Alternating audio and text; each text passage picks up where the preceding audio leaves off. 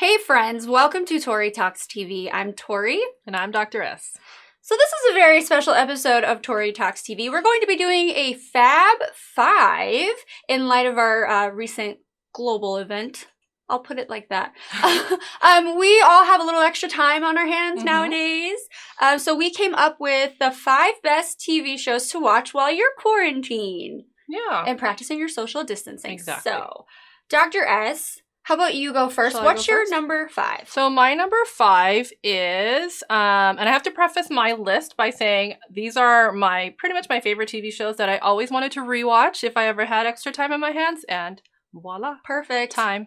So my number 5 is Buffy the Vampire Slayer. Good one. I love this show so much. Definitely one of my favorite shows. There are 7 seasons, and we have a lot of time right now to catch up. So it ran from 1997 to 2003. It stars Sarah Michelle Gellar, one of my favorite actresses, and David Boreanaz, one of my TV fantasy boyfriends. Yeah. And we have teen angst. We have like horror. Check. Like fantasy. Like the theme is very timely. There's always a looming apocalypse going on in Buffy. So there you go. Perfect. And I thought I'd sneak in the little spin-off too, because in case we do wind up having a lot of time on our hand, the spin-off Angel is also solid. For sure. Yeah. It's a really good one. I loved Buffy the Vampire Slayer. That's something I definitely want to rewatch. Yes. Good one. All right. Well, my number 5 is a show called Getting On. Have you heard of it? I've heard of it, but I have not seen it. Well, it's only 3 short seasons. Oh. It was on HBO. Okay. You can see it on Hulu. Okay. It's just 18 episodes. They're only 30 minutes long. It is so funny. It's one of the finest written and acted shows ever to grace our TV sets. Oh. I know. I'm really building it up. I think it was underappreciated. So let me just tell you who it stars. These are 3 of my favorite comedic actors. Niecy Nash. No, don't know. Reno 911. Laurie Metcalf. Ooh, I know her. Alex Borstein. Ooh. Marvelous Mrs. Maisel. Sold. Hello. Yeah. So they all 3 deliver hilarious performances. They're caregivers. They're nurses and doctors, and there's administrators, and it all takes place at the geriatric ward of a hospital. Oh, perfect. So yeah, I have a special soft place in my heart for elderly people. I don't know if you all do, but it'll make you laugh. It'll make you cry. It is so funny. But I really want to tease you a little bit with the very first episode has one of the funniest sequence of scenes I've ever seen on TV. Oh, ever really? on TV. The first episode. Yes. Okay. I laughed out loud. I still laugh out loud. I watch it. That clip has been played at some of my job orientations because it's about communication. And I'm telling you, just go look it up. Just watch it. Yeah, that would be great. Yeah, but it's like midway through the first episode. It's so funny. I'm telling you, it's one of the funniest things I've ever seen. Okay. Ever. Put it on my list. Okay. All right, let's move on to our number 4s. Okay, so my number 4 is Fresh Off the Boat. One of my favorite shows of all time that I only discovered less than a year ago. Yeah. I mean, I'd heard of it, but I finally got around to watching it, and I kind of watched it all really quickly. And now I just want to rewatch it and really absorb it. 5 seasons. Oh. It was created by Nahnatchka Khan, and it's based on the memoirs of Eddie Huang, whose parents were Chinese immigrants. They moved his family from DC to Orlando to open up a country-themed restaurant. Of course. Yeah, because that's what else would Chinese people do. Sounds right. And it's just so perfect. The little anecdotes about being an immigrant in the US, and to be able to see Chinese people on TV, for me to relate to so many things that I never got to see that on TV when I was growing up, is just perfect. So I feel it's comforting but yet fresh at the same time. And I'm sneaking in a little spin-off here. Okay, good. I think you're going to detect a trend. Nahnatchka Khan also directed Always Be My Maybe. Oh, yeah. Which Randall Park was also in, as well as Ali Wong, who I love. Oh, I love her so much. And Constance Wu, if you guys are not familiar with her, is a comic genius. Mm-hmm. And she's in Fresh Off the Boat as well, so can't go wrong. Yeah, I haven't seen that one. Oh, it's so I'll have good. to check it out. So good. All right. Well, we're going to go on to my number 4, which is a show I know you know of. Okay. It's called The Good Place. Oh, yes. Have you heard of it? I almost had this on my list. Did you really? Almost. So close. Let's talk about these 4 seasons of The Good Place, which you can watch on Hulu, by the way. So it really imparts life-changing philosophies I mean, we're all probably deep in thought right now. Mhm. And at this point in time, we could all use a little extra guidance on how to be better people. What do you think? I agree. I think so. Mhm. It's a time of reflection right Mhm. now. It's inspiring and it's uplifting. It's Mhm. really original. It really is. I mean, it doesn't make you think so deeply that you're depressed. Well, Right. It actually makes you Mhm. feel good. It's like existential, but in a funny way, like a sitcom that's like Yes. existential. Existential. It's Yes. it's perfect for right now, actually. It really is. It stars the delightful Kristen Oh, I Bell. just love her. I mean, the whole cast. the whole though. cast is true. Everybody's amazing in here. Everybody. Mhm. I do want to say, hey, Office fans out there, this might entice you a little bit because there's a connection. Mhm. The creator of The Good Place, his name is Michael Schur. Who Mhm. is that? Well, he plays Mose on The Office. He also wrote some episodes. He was Mhm. executive producer for The Office. So if you like The Office, definitely check out The Good Place. Yes, for sure. It's awesome. Yes. All right, so let's move on to number 3. What's yours? Okay, so this is also one of my favorite shows ever. It's Battlestar Galactica. I've heard. The 2004, of course, Okay. version, based on the 1978 TV series. But this one, it's basically the humans are battling the Cylons, but now the Cylons look like people. Oh, that's It's very, difficult. yeah, so you can't even like know for sure if a person is like a human or a Cylon. Great. And so it's sci-fi, which I'm not even a huge sci-fi I'm not, fan. When I yeah. first was recommended this, I was like, yeah, no. I remember Battlestar Galactica. When I used to go to Universal Studios, we would go through like Battlestar Galactica land and like the robotic Cylons would like shoot lasers at you. I'm like, this show's gonna be so lame. No, it is so good. Wow. And again, like it's timely because now the world is also fighting a common enemy. Okay, it's a virus. Yep. But still, the themes are there. The drama's so good. The characters are so good. There's like strong women and male characters. And by the way, it's like full of hot people. Oh, that's awesome. That's a bonus. So, eye candy. Yeah. Exactly. So if you've never seen it, I highly recommend. Okay. I Mhm. know you've been talking about it for a long time, and I Yes. just haven't brought myself to watch it. But Anyone. just do it. I need to Just do do it. it already. All right. All right. My number 3 is called Love is Blind. Oh. So let's shake it up a little bit.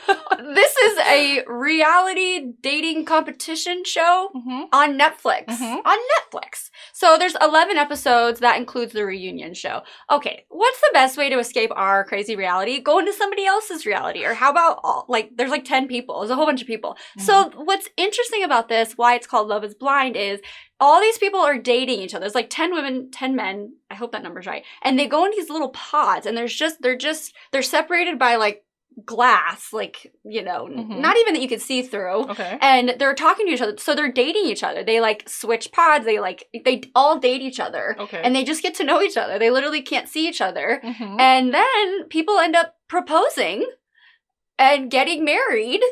And who makes it and who doesn't, I don't know. It's a little experiment, a little Yeah. dating experiment. I like social experiments. Like Mhm. Big Brother started out as a social experiment, and Yeah.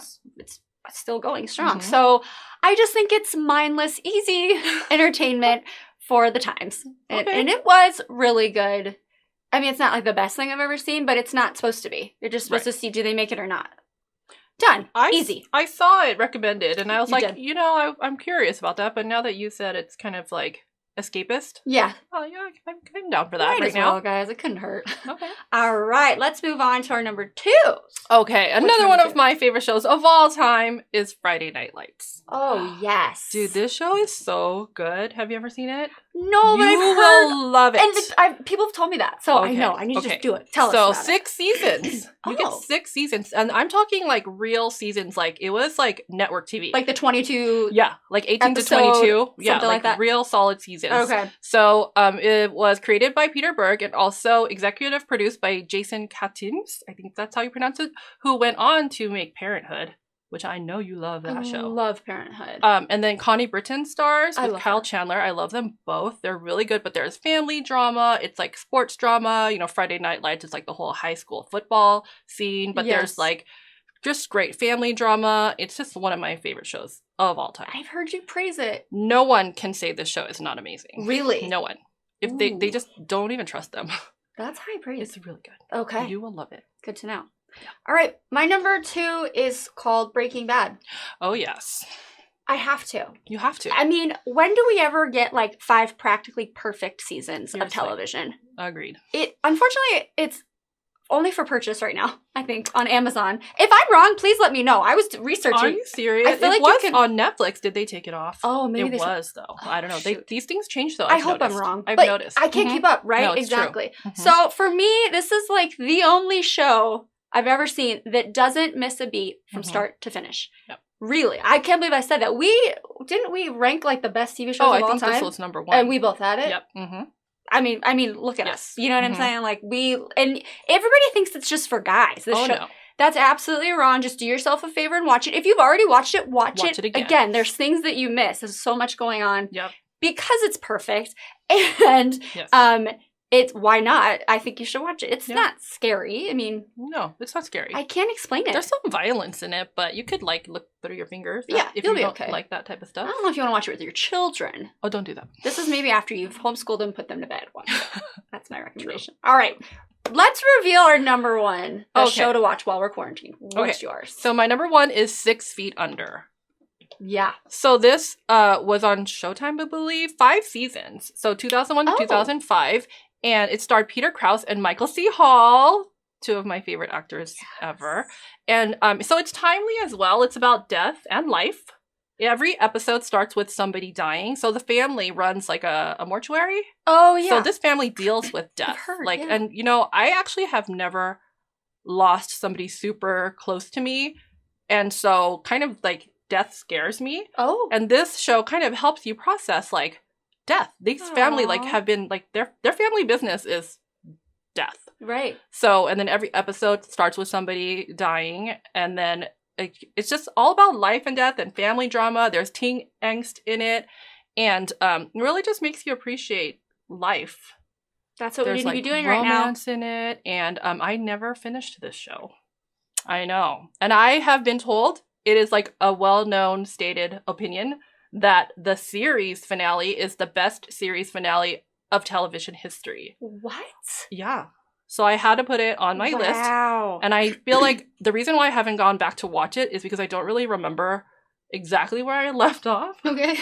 And I haven't had time to go and watch the whole thing, but now you have time. Now I do, and I want to give it what time it deserves by watching it from start to finish. Whoa, I'm gonna watch it. You just said one of the best series finales ever? Yeah, people say it. Like, lots of people. That was enough to convince me. Because a lot of times shows end like I poop. know. I don't want to mention names. Right. But, dragons and stuff. Oh, it's not. Yeah. Anyway, okay. Well, that's a really good one. I'm really excited to watch that. My number 1 show to watch while we're quarantined is Fleabag. Yes. Can you believe it? I love Fleabag. It's so good. So I know I just talked about how Breaking Bad was like completely perfect. This is practically perfect. 2 seasons. Yes. But that's it. But Phoebe Waller-Bridge, where have you been all my life? You are so funny. I mean, she wrote She's it. so good. I know. She is the main character in it. She is Fleabag. She is. Yeah. And her performance breaking the 4th wall, I can't explain how she sucks you in. You feel like she's your friend and she's there with you. Her. Yes. I know. You get like those little goosebumps of like, oh, wait, me? Yeah. Yeah. So if you want to feel like you're a part of something that doesn't involve like a global pandemic, then, just go hang out with Phoebe Waller-Bridge and watch Fleabag. It's true. Perfect. It's practically perfect. Breaking Bad's perfect, but that's fine. I'm just saying, for this time. If she did a 3rd season, like, I feel like a trilogy is like solid. 2? It's complete. 2 is like, what? So I don't know if you know this, but happened? we were all excited for a 3rd season, and Phoebe Waller-Bridge was like, no, I'm not doing it. That's too much pressure. She had a lot of pressure just doing season 2, which I actually think is better than season 1. So season 3 could have been better than season 2. But we'll never know. She's not doing it. She said, change your mind. That's true. People can change their minds. That just made me really hopeful. Because I know nothing. I have no facts. Okay. Yeah, all right. I won't get my hopes up too much. But yeah, I didn't want to watch Fleabag because I'm kind of a prude, but I watched it. You know I'm a prude. I'm a self-proclaimed prude. And it is raunchy. It is. In the best way. It's so good. Possible. There's a hot priest.